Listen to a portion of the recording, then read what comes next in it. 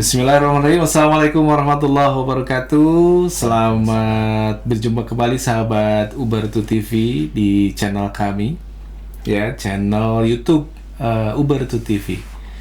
Oke, pada kesempatan kali ini kita membahas tema yang sangat menarik, ya, terutama kita yang sudah tinggal lama di daerah Bandung, Jawa Barat, ya. Mungkin kita sering mendengar kata-kata Arca Manik, ya. Saat ini Arca Manik merupakan salah satu kecamatan yang ada di Kota Bandung, yang mungkin terkenalnya dengan ini, ya, penjara Sukamiskin mungkin, ya. Atau misalkan di sana ada satu perumahan elit yang dinamakan Perumahan Arca Manik. Tapi tahukah Anda bahwa Arca Manik itu merupakan nama yang sudah memang tertera sejak zaman dahulu kala. Mungkin sejak zaman purba, ya. Nah, pada kesempatan kali ini kita akan mencoba membahas tentang Arca Manik ini, ya. Ternyata seperti apa dan bagaimana sebetulnya Arca Manik itu. Nah, pada hari ini kita bertemu dengan Kang Igun yang telah hadir di studio. Assalamualaikum Kang Igun. Oke, Kang Igun, nih kalau saya melihat ini ternyata Arca Manik ini, kalau saya dengar dari obrolan kita, itu merupakan salah satu nama yang memang sudah ada sejak zaman dahulu kala, ya. Ya. Jadi mungkin sejak zaman purba juga mungkin seperti itu, ya. Nah, makanya mungkin pada saat kesempatan ini kita akan membahas Arca Manik pada periode purba seperti apa, ya. Oke, Mbak, silakan. Ya, terima kasih, ya. Jadi tentu kita akan bahas dari sisi tata ruangnya, ya. Karena memang sejarah yang basisnya adalah geografi, kemudian kita akan sudut pandang yang akan kita bahas sebetulnya adalah lebih kepada pola tata ruangnya. Pola tata ruang. Kita penekanan ke sana, ya. Oh, ya. Kang Igun ini merupakan salah satu dosen yang swasta yang ada di Bandung, yang memang dosen yang ahli di dalam tata ruang, gitu, seperti itulah, ya. Ya, jadi kita akan bahas memang patokannya sebenarnya kita akan memverifikasi atau mengkaji lebih dalam dari papan informasi situs. Oh, ya, mungkin seperti apa, ya, papan situsnya mungkin bisa diperlihatkan, kita lihat, ya, gitu, ya. Kita akan bahas. Nah, ini kita akan mulai dulu dari periode paling dasar dulu, purba. Apakah memang ada nih? Ada nggak, ya, sebetulnya Arca Manik gitu, ya? Seperti kita itu. Lihat, ya, karena indikasinya ada, gitu, ya. Kita lihat nih. Kita lihat papan informasi, ya, papan informasi terkait dengan situs sejarah Arca Manik yang ada bukan di Kota Bandung ternyata, tapi adanya di namanya adalah Kampung Arca Manik, Desa Mekar Manik namanya. Oh, berarti ada di atas, ya, sebetulnya, ya, Arca Manik itu, ya. Sesuai dengan papan informasi ini. Iya. Tuh, Kampung Arca Manik, Desa Mekar Manik, Kecamatan Cimenyar, Kabupaten Bandung. Posisinya sebetulnya Arca Manik itu kawasan, merupakan kawasan, betul, ya. Kawasan Arca Manik. Nah, saya ingin mencoba menggali lebih lanjut lah, begitu, ya, terkait dengan papan informasi situs ini. Iya. Nah, ini saya garis bawahi dulu terkait dengan itu, ada garis merah pertama adalah kawasan Arca Manik. Nah, gitu, ya. Iya. Nah, saya garis bawahi lagi adalah merupakan tanah kaitar. Nah, kaitar itu adalah kawasan suci. Oh, kawasan suci. Ya, kawasan suci, kawasan, ya, kemudian religius lah. Religius, ya. Gitu, ya. Atau wilayah kabuyutan. Nah, satu lagi ini ada, saya garis bawahi dulu, ada namanya Punden Berundak. Nah, jadi ini informasi dari papan informasi ini, ya, sehingga kita garis bawahi dulu. Oh, ini dari Pemda, ya, Pemda Kabupaten Bandung, betul, ya. Betul. Dari Dinas Pariwisata dan Kebudayaan. Sekarang kan kita sudah tidak bisa melihatnya lagi. Kita akan Betul. coba bener ada enggak ini. kita cari lah, gitu, ya. Tapi sebenarnya itu kerajaan kecil Arca Manik, ya. Ya, sebelum jadi kerajaan itu adalah tanah kaitar. Oh, tanah, gitu. Atau kawasan suci, gitu, kawasan ya. suci. Nah, jadi kita akan bahas justru sebelumnya. Sebelum kerajaan kita bahas dulu paling dasar. Dan paling menarik di sini ada yang namanya adalah Punden Berundak. Kalau Punden Berundak itu kan peradaban purba. Betul. Nah, jadi kita coba paling dasar dulu. Nah, kita lihat, ya. Nah, jadi kalau kita lihat papan informasinya itu yang tadi itu adalah Arca Manik sebelumnya merupakan tanah kaitan atau kabuyutan atau disebut kawasan religius gitu ya. Nah, satu lagi ada kata Punden Berundak. Nah, berarti kita tahu Punden Berundak adalah salah satu peradaban dari purba begitu ya, purba. Jadi ya kita harus coba gali gitu ya, kawasan religiusnya seperti apa sih gitu ya. Apakah hanya kecil atau besar atau seperti apa gitu ya. Kemudian jadi kita akan coba kumpulkan artefak-artefak yang ada purba begitu ya di kawasan Arca Manik ini ya. Gitu ya. Kita akan coba baca gitu ya, baca tata ruangnya. Nah, yang pertama kita untuk membaca itu tersebut kita harus lihat dari geografinya ya, sebenarnya geologi ya. Nah, jadi kawasan Arca Manik ini ada pada zona Gunung Api Tua yang tak terurai. Nah, artinya zona yang Gunung Sunda, Pamben Molor menyebutnya lah Gunung Sunda yang tidak runtuh. Jadi artinya tentu adalah ketika tidak runtuh itu banyak keanekaragaman hayati, sumber daya alam gitu yang masih utuh gitu ya. Jadi mata air gitu ya, kemudian hewan dan sebagainya ini menjadi daya tarik untuk manusia purba begitu ya. Nah, jadi memungkinkan begitu ya. Nah, ini jadi pertama di zona yang warna kuning tua. Yang kuning tua ya itu ya. Kuning tua. Oke. Nah, kita lihat ya. Dan ini menarik kalau kita baca dari peta muara. Muara sungai. Zaman purba itu ada muara sungai, tepian Danau Bandung Purba begitu ya. Nah, yang di kotak itulah kawasannya kisaran Arca Manik gitu ya. Nah, jadi kawasan Arca Manik ini ternyata adalah pinggiran Danau Bandung Purba yang banyak muaranya. Nah, sehingga itu jelas ya sumber daya muara itu kan sumber daya air, ada biasanya ikan, dan sebagainya. Nah, jadi itu memungkinkan untuk tinggal di sana gitu ya, manusia purba gitu ya. Jadi kawasannya memang dasar pondasi yang sekarang dikatakan Arca Manik ternyata pinggiran dari Danau Purba dulunya itu ya. Nah, beberapa peta menyebutnya ini Situ Hyang katanya, Danau Bandung Purba ini Situ Hyang. Menyebutnya Situ Hyang. Situ Hyang gitu ya. Jadi kita sebut saja sebagai pinggiran Situ Hyang gitu ya. Nah, yang banyak muaranya. Lalu kita lihat peta lagi yang lain itu adalah peta di mana kumpulan hundian-hundian purba.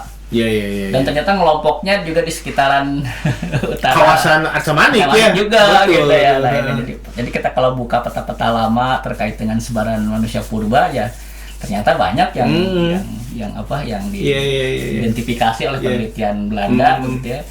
Ada di sekitaran Arca Manik ini gitu ya. Nah, ini luar biasa begitu berarti kan. Berarti pondasi tentang ketika menyebut Arca Manik sekarang sebenarnya kalau dari peta-peta dan tadi fakta-fakta tersebut ternyata sudah tersebut-sebut atau telah dihuni lah istilahnya. Sudah dihuni sejak zaman purba gitu ya. Nah, ini sudah ada kehidupan di sana ya. Di sana. Nah, gitu. Nanti kita akan baca pola tata ruangnya seperti apa. Nah, ini ya jadi emang. Nah, ini ternyata kalau kita kumpulkan hasil penelitian Roblets, Van Koningswald gitu ya. Nah, ini membentuk satu lembah gitu ya. Jadi kawasan Arca Manik ini adalah kita pandang sebagai satu geografinya lembah.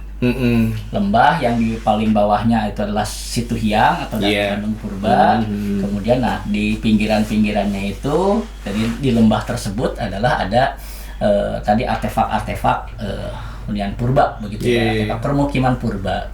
Nah, kita bisa baca yang pertama adalah satu adalah ini yang terkenal sekali Bukit Panyandaan. Ya, Bukit Panyandaan ini. Jadi ini sekarang masih terawat dengan baik begitu ya. Itu seperti ada tempat pemujaan menhir atau bekas bahkan sekarang masih ada gitu ya. Oh, sekarang masih ada. Bekas-bekasnya masih ada ya. Masih awet gitu. Masih awet ya. Ya, jadi semacam Lingga dan Yoni gitu ya. Bukan Lingga dan Yoni, menhir dan berundak begitu ya. Nah, ini kemudian ini yang terbawah gitu yang paling berdekatan dengan garis dari situ itu gitu garis pantai situ gitu. Nah, ini bibir situ itu adalah ya tadi yang disebut dengan di sekitar Jamaras ya, ada yang di pabrik itu ya, pernah dibahas begitu ya di pabrik.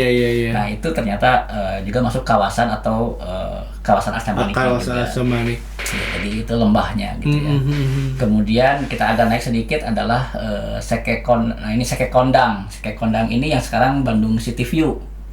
Oh, ya, Bandung City View itu di situ ya? Ya, di situ ya, Sekekondang. Jadi itu temuan Pasir Impun ke atas itu ya? Ke atas ya? Itu ada bekas-bekas dari hunian purba gitu ya, hunian purba. Ini menurut Robles dan Koningswald. Iya. Nah, ini juga kemudian Jatiluhur, yang disebut Jatiluhur sekarang adalah Balai Perkebunan Pembibitan Kopi. Di Sinanglaya. Oh, di Sinanglaya. Perbatasan Kota Bandung dan kabupaten. Ya. Nah, tepat di sana gitu ya. Tepat di sana itu ada tadi ya Bukit Jatiluhur. Nah, kalau Cibentar, nah ini adalah satu bukit yang perbatasan antara kabupaten dan kota. Nah, Pasir Impun naik ke atas, nanti ketemu ada batas kota, ada bukit sedikit, ada bukit kecil. Nah, ini Cibentar namanya. Namanya Cibentar. Cibentar ya. Lalu kemudian Sekebunar, saya kira itu dekat Sekebunar, Cigiringsing. Nah, ini satu klaster. Oh gitu ya, satu klaster. Jadi hunian purba yang relatif tadi di Muara tadi ya. Ada di Muara, di Muara. Jadi itu secara garis kontur adalah di sekitaran 725. Jadi tepat di pinggiran Danau Purba itu ya. Purba itu ya gitu, atau Situ Hiang. Situ Hiang ya. Ya. Jadi memang Robles gitu ya dan Koningswald itu sudah memetakan begitu ya, dan kita sudah telusuri ternyata adalah ya tadi punya kaitan dengan kawasan Arca Manik ini ternyata satu lembah yang dihuni gitu ya. Gitu ya. Kemudian selain Robles juga ada toponomi yang kita telusuri sejak lama oleh saya dan Mbah Anto gitu ya. Almarhum gitu ya. Nah, itu memetakan toponomi yang jadi berbagai sumber. Juga ada dalam terutama peta-peta lama begitu ya. Ini yang paling menarik adalah Culamega. Apa yang menarik tuh? Nah, Culamega itu jadi nanti kita ada semacam tradisi hunian permukiman purba, religi, itu penyembelihan banteng gitu ya, munding. Kerbau lah ya. Kerbau gitu. Ya nanti tradisi persembahan banteng atau kerbau gitu ya. Nah, kemudian ada batu numpang gitu ya. Kemudian ada, nah ini ada menarik, ada satu toponomi disebut dengan Cisituhyang. Jadi di bawah itu ada Situ Hiang, di atas ada Situ Hiang. Nah ini menarik gitu ya. Jadi Arca Manik ini ternyata adalah di bawahnya Situ Hiang, di atasnya ada Situ Hiang. Nah ini. Itu mata air atau kan? Oh itu mata air. Situ ya. Kalau mata air Situ. Oh situ lah ya. Tapi berarti kecil tapinya. Ya. Nama Cisituhyang. Nah, ada hutan bambu Parabonan, kemudian nah ini ada punden berundak Kiara Janggot.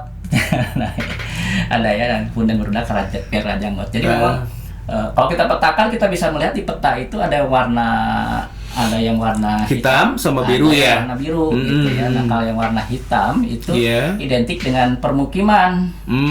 Ya, kalau yang berwarna biru itu cenderung religi atau tempat pemujaan mungkin lah seperti itu ya. Cenderung artefaknya lah religi hunian purba begitu ya. Sementara yang warna hitam itu cenderung bahwa artefaknya adalah mengindikasikan sebagai hunian gitu ya. Nah ini jadi dari fakta ini sendiri kalau kita rangkum, kalau kita kumpulkan ternyata sudah luar biasa gitu ya. Nah kita lihat satu persatu gitu. Yang hunian yang di paling bawah dulu ya, yang paling dekat dengan danaunya, Bandung Purbanya. Itu yang tadi adalah Cikadut itu ya. Nah kita bisa melihat dari hasil Koningswald dan Robles gitu, artefaknya sedikit. Temuannya tuh obsidian, serpis, tembikar gitu. Jadi indikasinya hanya hunian. Bukan pemujaan. Jadi kita lihat, jadi memang pinggiran danau, kemudian temuannya juga ya sederhana saja gitu ya, hunian, perkakas hunian biasa. Perkakas yang biasa di dalam rumah tangga gitu ya. Betul ya. Nah sama, kemudian yang di ini adalah, nah ini di Cigiringsing nih. Cigiringsing, waduh dekat studio di Gajah Perkasa ya. Nah ini yang ini satu komplek ya, jadi Cigiringsing Jatiluhur, Sekebunar itu satu komplek. Nah, sama kita temukannya obsidian, serpih, pecahan tembikar. Artinya karena itu sifatnya hunian, jadi ya yang sederhana artefaknya juga. Gitu. Nah itu kaitan dengan juga masih pinggiran situ gitu ya, situ yang. Nah ini, orientasinya mata air. Nah jadi kelihatan polanya. Kelihatan polanya. Jadi kalau hunian orientasinya adalah mata air. Dekat dengan mata air gitu ya. Berarti. Nah ini sama di Cibentar dan Sekekondang. Ini agak atas, agak atas. Jadi udah agak jauh dari tepian Danau Bandung gitu ya. Nah atas itu Hyang. Ini udah agak atas, tapi kita masih melihat orientasinya adalah mata air. Dan temuan artefaknya adalah obsidian. Ya, nah jadi masih sederhana sekali. Nah, kita naik lagi ke atas ke topografi yang lebih atas lagi. Nah ini patokannya adalah air terjun dari Cisangarung atau Batu Templek. Batu Templek. Batu Templek itu Cisangarung. Cisangarung ya. Nyebutnya Cisangarung ya. Nah, kita patokannya adalah ada korelasi antara ketika tadi kalau hunian itu berkorelasi dengan yang namanya adalah mata air. Hunian air ya. Air. Sekarang kita lihat ada penjonaan terkait dengan ketika air terjun. Curug ya. Nah, kita lihat artefak-artefak purba di kisaran tentang air terjun Cisangarung itu lebih cenderung religi. Ya, dan artefaknya dalam bentuk tadi lebih pada menhir. Gitu. Jadi bukan lagi obsidian. Jadi ditemukan bukan lagi perkakas, bukan tombak gitu bukan tombak. Tapi ini bentuk megalitikum. Bentuknya megalitikum. Jadi pemujaan purba. Nah, kita lihat ya di kisaran religius Cisangarung ini kita lihat. Yang terdekat dari Cisangarung adalah Batu Numpang. Batu bertumpuk lah ya. Jadi di sini juga banyak temuan, banyak semacam tembikar dan sebagainya. Biar bisa kompleksitas itu akan menunjukkan bahwa itu adalah tempat pemujaan. Berbeda ketika itu menjadi hunian. Itu hanya lebih sederhana. Tapi kalau sudah di pemujaan biasanya lebih kompleks gitu ya. Nah, ini jadi bentuknya udah beda. Udah beda ya. Udah beda. Tadi artinya kita hanya mengidentifikasi mata air, kemudian bukit gitu dan sebagainya. Tidak. Tapi kalau di ini udah bentuknya udah lebih bangunan. Bangunan ya. Bangunan. Artinya lebih pada menhir dan punden berudak. Nah, jadi ini yang sekitar Batu Templek itu ini gitu ya. Satu. Ini berarti sekitar Batu Templek ini ya? Betul ya, kisaran Batu Templek. Nah, berikutnya ini ada tidak jauh dari Batu Templek ini ada ini disebut dengan menhir Pasir Panyandaan. Pasir Panyandaan. Ya. Jadi ini sudah jelas ini religi gitu ya. Jadi bentuknya adalah ini di bukunya Haryoto Kunto ya, kita bisa melihat lebih lanjut begitu ya. Nah, jadi ininya. Nah, kalau di foto lapangan seperti ini. Nah, jadi ini di lapangan seperti ini. Jadi dia punya pola ya. Nah, pola ya udah kelihatan. Jadi replikasi dari satu menhir dan punden sebetulnya. Nah, jadi kita perhatikan lagi adalah temuannya. Nah, beda kan gitu ya. Beda. Jadi Raffles dan Van Koningswol itu mengidentifikasi bukan hanya obsidian, tapi obsidian dalam jumlah melimpah. Ya kan, beda. Bentuk cetakan logam. Nah, ini ada. Jadi biasanya suka itu. Jadi artinya sudah menjadi gejala pusat, gejala untuk yang serpih pecahan tembikar dalam jumlah melimpah. Beda lagi. Ya. Keramik setempat, benda perunggu, benda besi, selang besi. Ada selang besi juga. Ada selang besi ditemukan di sana, kata Raffles ya. Ini yang menarik adalah ditemukan juga keramik Cina atau Hindu abad ke-13-14. Nah, ini menarik. Artinya apa? Berarti ada kesinambungan ketika zaman purba dengan klasiknya. Artinya tempat tersebut tetap digunakan oleh orang pada zaman itu di zaman purba, kemudian diteruskan di zaman klasik di ya. zaman kerajaan lah istilahnya gitu ya. Nah, itu tetap menjadi satu kawasan religius. Ya, taman religius. Dibuktikan dengan adanya temuan keramik Cina Hindu abad ke-13 ke-14. Dalam jumlah yang melimpah berarti. Nah, gitu dalam juga. jumlah yang melimpah gitu ya. Keramik Cina Hindu dan 15 dalam jumlah melimpah. Nah, jadi luar biasanya di situ ya. Jadi luar biasanya.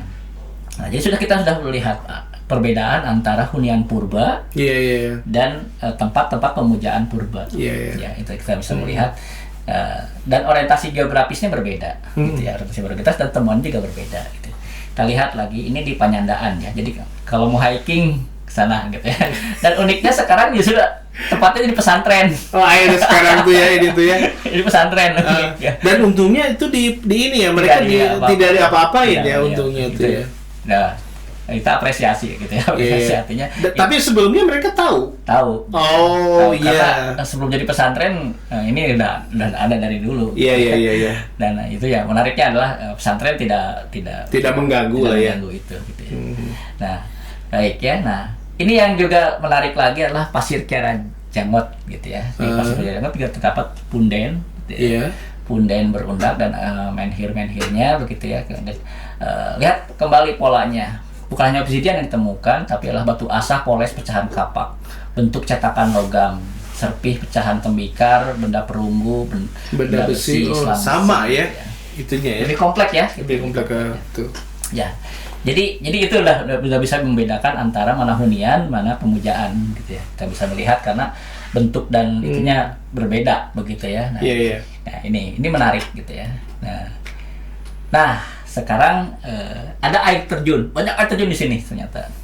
Tadi ada Cisangarung ya, Cisangarung atau Template. Nah, kemudian ini ada tadi sekitar kisaran dengan papan informasi situs Arca Manik. Nah, di sana ada 2 air terjun. Ada 2 air terjun. Nah, yang pertama disebut dengan air terjun berwarna hitam. Berwarna hitam. Nah, air terjun dengan batu-batu hitam di sana. Oh, bukan airnya berwarna hitam ya? Bukan ya, jadi ini batu-batunya menarik. Batunya dan batu hitam. eksotik sekali ya ini sekali. Bagus dan indah sekali gitu ya. Nah, ini tidak jauh kira-kira hanya 50 meter dari papan informasi situs. Iya. Nah, berarti ya papan informasi situsnya adalah Arca Manik. Nah, berarti air terjun ini punya kaitan yang kuat dengan keberadaan situs Arca Manik itu sendiri. Ya, ini posisi air terjunnya ya. Jadi, nah kita lihat, jadi ada korelasi antara ketika jadi air terjun itu dengan kawasan religi gitu. Nah, ini kita lihat ada. Apakah ada temuan lagi? Nah, ini ya, sumber air tadi. Nah, di peta berikutnya nanti ini sebutnya Cikeling. Sumber air ini mata air maksudnya? Air terjun dan mata air. Oh, oke. Nah, gitu. Kalau hunian biasa itu kan mata air. Nah, kalau ini air terjun gitu. Ya, air terjun. Nah, kita bisa melihat, nah ini menarik begitu ya dan eksotik sekali gitu ya. Nah, kemudian, nah di sampingnya itu ternyata kita menemukan suatu punden. Ya, punden. Jadi betul apa yang dikatakan informasi situs tadi Arca Manik itu salah satu yang digaris bawahi adalah punden. Ya. Jadi memang di kira-kira sekitar 100 meter dari papan informasi tersebut atau kira-kira juga 100 meter dari air terjun itu terdapat punden. Terdapat pundennya gitu ya. Nah, kita bisa melihat tingkatan-tingkatannya dan di atasnya terdapat banyak batu ya. Banyak batu yang memang kelihatannya sebagai alas untuk tadi ya kawasan itu untuk, tadi mendirikan satu menhir gitu. Nah, jadi memang itu ya jelas ya ininya polanya. Ini Kang Igun teh berarti tulus aja mengidentifikasi aja ya dari bawah naik ke atas. Ini kan jaraknya 100 meter nih dari papan informasi itu, berarti ke arah mananya itu langsung ketahuan deh. Itu ya. Atau langsung nyari-nyari itu. Nah, itu kan saya dengan Mbah Anto itu kan ya dari tahun 2015 ya. 2015 sudah mulai ini menjelajah gitu ya. Ke Arca Manik ini tahun 2016. 2016 ya. 2016 ini penggalian untuk kawasan Arca Manik ini udah dari 2016. Oh, jadi udah lama juga ya berarti. Ya, gitu ya. Dan itu 8 tahunan. Ya, sampai 2019 malah 3 tahun begitu. Iya. Kesana kemarinya itu ya. Ya, gitu ya. Oke, lanjut Kang Igun. Ya, jadi ada ya. Jadi memang informasi yang oleh situs itu tersebut benar begitu, benar, dan memang hanya saja kan mereka menemukan tapi tidak diinformasikan di mana gitu. Iya. Nah, saya sebagai dan Kang Bahanto Sebagai itu, pemerhati gitu ya, dan ini penasaran.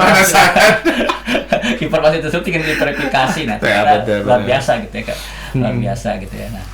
Nah, ada lagi ya namanya air terjun lain. Kisah atas ya. Kisah atas ya. Jadi banyak air terjun, makanya ini luar biasa gitu ya. Memang peradaban itu adalah pasti kaitannya dengan hal-hal tempat yang luar biasa juga. Iya benar. Nah, jadi ada air terjun lagi. Jadi selain tadi air terjun Cikeling, ada Singarung atas ya. Iya. Atas. Nah, ini berarti di sekitaran ini juga ada sesuatu lagi. Iya betul. Ya, gitu ya. Betul. Nah, baik ya, kalau kita itu kan nanti hulunya akan ke yang tadi, akan ke ini kita pernah bahas waktu itu ya.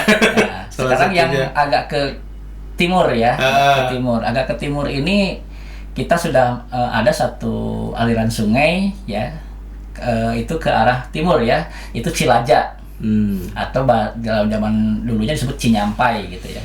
Nah, ini luar biasa, di peta lain itu ada disebut dengan Culamega. Nah ini Culamega. Nah, penasaran tuh Culamega naon gitu ya. Ternyata simpelnya adalah tanduk besar. Jadi cula itu ternyata bukan hanya sebatas badak ya. Jadi istilah cula itu tidak harus selalu diidentikan dengan badak gitu ya, tapi ternyata tanduk gitu ya. Juga ya. Tanduk juga disebut cula. Gitu ya. Iya. Gitu ya. Jadi cula. Nah, cuma istilah sekarang tahunya kan itunya adanya di itu badak ya. Toponominya ini Culamega gitu ya. Nah, setelah saya gali informasinya itu ada almarhum Pak Asep yang di Legok Nyenang, kemudian kakaknya Pak Wawan juga saya coba gali informasinya yang tokoh lama di sana, ternyata saya rekonstruksi seperti ini. Ya, jadi ternyata ini dan pecahan-pecahan tentang tanduknya itu masih ada. Sampai sekarang sekarang masih ada. Tapi sudah tidak berbentuk seperti itu lagi ya. Sudah patah-patah ya. Sudah patah-patah. Nah, untuk yang arca-arcanya itu tahun 80 sudah diambil. Iya, ada yang nyuri ya. Ada yang nyuri ya gitu ya. Nah, yang saya perhatikan justru adalah bukan hanya rekonstruksinya, tapi adalah formasi di sekitarnya. Nah, jadi di sekitarnya itu ada Sungai Cilaja namanya. Nah, Sungai Cilaja ini adalah tadi banyak susunan-susunan batu yang tersusun menjadi tangga. Jadi susun tangga. Kemudian ini menarik adalah batu-batu keong. Batu-batu keong itu batu-batu yang berputar gitu ya, artinya melingkar gitu. Berpola melingkar. Gitu, batu-batu besar. Nah, biasanya itu sebagai untuk sandaran hunian purba biasanya, atau manusia purba untuk pondasi lah ya, untuk berlindung. Nah, jadi ada ini bukan satu, ada sekitar 5 atau lima kelompok batu ya yang melingkar gitu ya. Nah, kemudian ke bukitnya pun sendiri kelihatan seperti ada tangga-tangga batu gitu ya. Kemudian juga nah ini terutama di pas Sungai Cilaja ini sendiri itu formasinya luar biasa begitu ya. Nah ini jadi setelah saya gali juga ternyata ada dalam peta begitu. Nah ini ya disebut dengan Culamega gitu ya. Culamega. Suka Culametan. Jadi saya ketemunya di peta 1811 ya. 1811. 1811 itu tertulis dengan Culamega gitu ya. Penasaran gitu ya, akhirnya saya jug-jug gitu ya. Nah, dijug-jug gitu ya. Dikunjungi ya. Nah, ini di peta lain itu 1919 gitu ya. Itu nama bukitnya disebut dengan Cacar Munding. Nah, ini informasi ini kental sekali ya, artinya apa? Ini lokasi yang sama ya? Lokasi yang sama. Ya. Tadi disebut dengan Culamega ternyata tanduk besar, tanduk kerbau yang besar. Kemudian ada ini juga di bukit ini Cacar Munding, cerita tentang tradisi, dan ternyata saya buka-buka literasi gitu ya. Manusia purba ini punya tradisi, salah satunya lah menyembelih tentang kerbau gitu, dan ternyata tradisi ini tidak hanya di sini gitu ya, banyak sekali. Contoh di Rancamanyar gitu ya. Rancamanyar itu kan juga ada tradisi tentang penyembelihan artefak purba yang memang berkaitan dengan tradisi menyembelih kerbau gitu ya. Iya. Jadi ini nama bukitnya aja Cacar Munding. Jadi untuk mencacar artinya memotong-motong munding gitu ya. Munding gitu ya. Jadi emang jadi nama bukitnya toponominya sudah seperti itu. Jadi ini luar biasa sekali yang disebut dengan kawasan Arca Manik ini adalah ternyata tidak simpel dan tidak sederhana gitu ya. Artinya ternyata bukan artefak kecil, tapi ternyata kawasan ini adalah kawasan yang secara ekologi juga adalah hulu hilir, kemudian juga terbagi pola-pola yang. Nah terakhir ininya ada di zona yang di leuweung, di hutan. Nah tadi itu zona yang mungkin lebih topografi bawah begitu ya. Nah topografi yang paling atas itu ternyata ini kaya akan situ. Nah ini menarik. Jadi di atas itu banyak situ ya. Banyak bekas-bekas air. Iya. Bekas-bekas air. Dan sekarang masih basah. Masih basah, artinya masih basah. Jadi lumpur lah gitu ya kayak. Danau-danau kecil. Iya. Danau kecil. Ya, danau-danau kecil. Nah, dan tertulis yang lebih menarik di sini adalah di peta 1910 itu adalah Cisituhiang. Cisituhiang. Jadi unik gitu ya. Di bawahnya Situhiang, di atasnya adalah Cisituhiang. Ya, ini tidak jauh dari kira-kira 500 meter dari pemujaan tadi, Culamega ya. Tidak jauh dari Culamega itu ada situ namanya Situhiang. Nah, sekarang juga masih ada tempat-tempat pemujaannya begitu ya. Nah, itu jelas ya. Cilaja, Cinyampai, kemudian baru itu Cisituhiang ya, Cisituhiang ya, tertulis dalam peta ya. Nah, ini luar biasanya. Nah, ini berikutnya lagi sebelah barat ini ada hutan yang dikeramatkan, hutan yang dilarang untuk masuk. Dimasuki gitu ya? Ya, gitu ya. Sampai sekarang masih dilarang gitu ya. Nah, itu akibatnya apa? Ada apa di dalam boleh? Kemudian oleh badan oleh negara itu dinamakan dengan leuweung penelitian atau hutan penelitian. Hutan penelitian. Jadi dijaga juga. Iya. Tapi dengan nama sekarang adalah hutan penelitian Arca Manik tuh. Ya, terus kemudian. Nah, ini ada 23 jenis bambu ya. Di sana itu ya? Itu 23 jenis bambu. Dan saya datang ke sana juga beberapa kali gitu ya, dan masih menemukan jejak-jejak harimau. Saat ini tuh ya? Saat ini juga. Saat ini jejak harimau. Jadi ya, alhamdulillah masih terjaga. Gitu. Iya. Dan masyarakat di sana masih ada tradisi disebut dengan adat istiadat yang menjaga leuweung gitu ya. Iya. Di sini masih ada, namanya adalah Kampung Parabonan namanya. Kampung Parabonan. Jadi masih melakukan semacam adat di sana gitu ya. Iya. Nah, ini saya coba ke sana, jadi artefak ini kalau kita konstruksi begitu luar biasa gitu ya, kawasan Arca Manik ini gitu ya. Artinya infrastrukturnya lengkap gitu ya. Iya. Dari mulai tadi walaupun hanya berupa bekas gitu ya, tapi masih bisa kita telusuri sebagai satu sistem gitu, satu sistem yang. Maaf itu Kang, ini bambu-bambu yang 23 itu masih ada sampai saat ini. Ya dikonservasi oleh negara. Negara ya. Yang pusatnya di Bogor. Jadi kalau pusat apanya? Pusat penelitiannya. Jadi kalau mau izin ke sini bukan harus ke Bandung, harus ke Bogor. Harus ke Bogor ya.